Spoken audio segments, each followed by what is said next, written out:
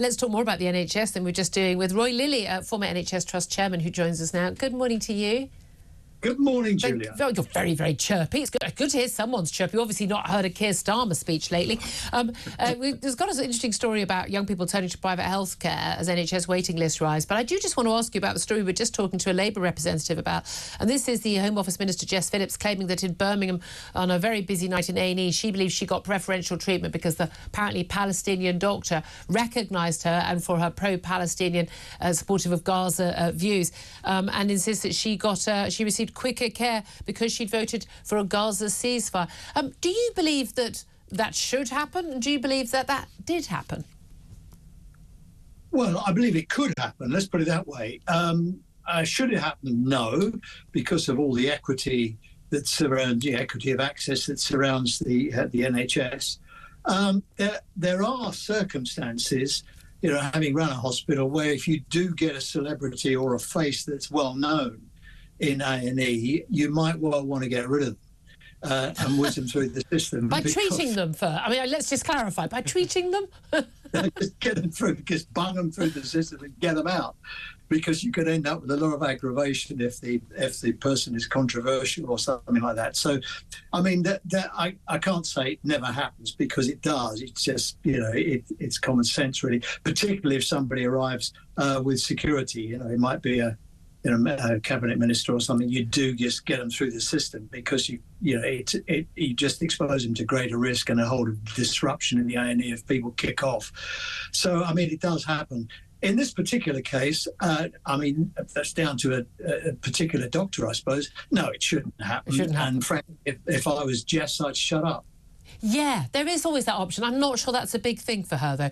Let's talk about young people, though. According to a new survey, turning to private healthcare as NHS waiting lists rise. Of course, we often think about NHS waiting lists affecting older people. Actually, NHS, main users are older people. Apart from when you're born, if you're largely healthy, that's when you'll turn to them. But almost half of young people, according to a new survey commissioned by the Independent Healthcare Providers Network, of course, they would say this, wouldn't they, are willing to pay for private healthcare. They base it on demand. The generation, 44% of people in their 20s and 30s would go private if needed, most saying the need to be seen quickly was the main reason for paying for their care. 42% did not even consider using the NHS first for those who've actually used the private healthcare in the past. Now, some of those would be people who've got insurance through work, possibly, or better off. But I mean, it is interesting that this solid belief in the sacred cow of the NHS seems to be waning among the young. Well, it always happens, Julia. Whenever waiting lists go up, you always see recourse to private medical care increase. I mean, I've seen overall the incidence of private medical insurance accessing private care. The average was about 9%. Now it's up at about 15%. Yeah. So, I mean, we always see that happening. And the other thing to remember is this is a survey that says, what would you do? And they said, oh, well, I would do this, but I wonder if they would. But the other thing to bear in mind is this: if you're younger, it's likely, not universally true, but it's likely you'll have whatever it is wrong with you without any other comorbidities. Yeah. It's fairly easy to fix up. So if it's an arthroscopy for somebody who's a runner or something and needs their knee fixed, I can quite see that.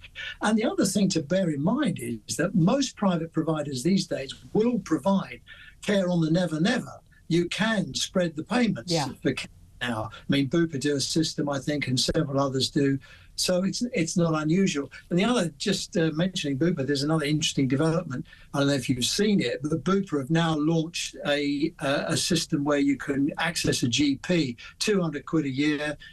You can access a GP on your mobile phone. You're not going to be waiting ages. I hope you're not being paid by Bupa to say this. Just don't get me in any trouble. No, other insurers are available. Let me get that in. Okay, all right then. Thank you. BBC training coming in. Roy Lilley, thank you. Other broadcasters are available. No, they're not. No, they're not. Roy Lilley, former NHS Trust Chairman, thank you very much indeed. Yeah, other former NHS Trust Chairmen are available. Tom Sater is available right now, sitting in the studio.